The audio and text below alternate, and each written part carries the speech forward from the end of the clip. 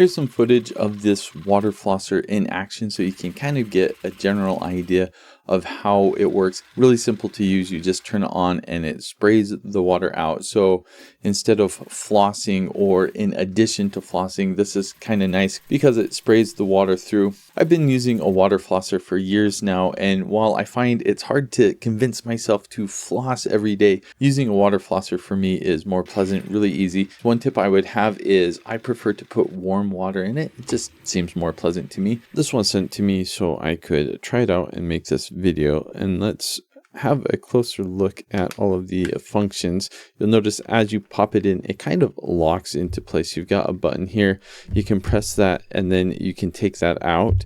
If we look at all of the nozzles, you've got these two, which from what I can tell are identical. So if you wanted to have one person use one, someone else use the other, you could swap these out. This is for the tongue. It kind of just deflects the water and shoots it down at your tongue.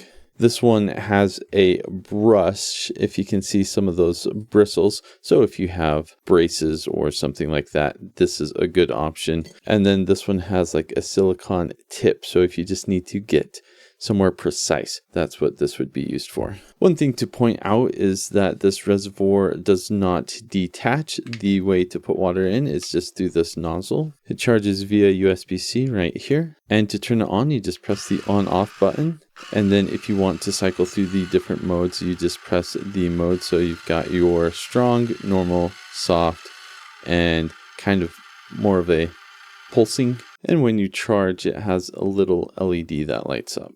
I like the variety of nozzles that this comes with. I also like all of the different modes. So if you're just starting out and maybe you have sensitive gums, you can do kind of the low mode. And then as you are building up or getting more adjusted to it, you can turn it up a little bit higher. I would say the main thing to be aware of with this is because the reservoir does not come off. If you are ever in a situation where you're not going to use this for a long period of time, just make sure you dry it out really well so it doesn't get moldy inside. If you've never tried a water flosser before, I highly recommend it. This is a great option. It's not very expensive. It works really well, and it's a great way to improve your dental health.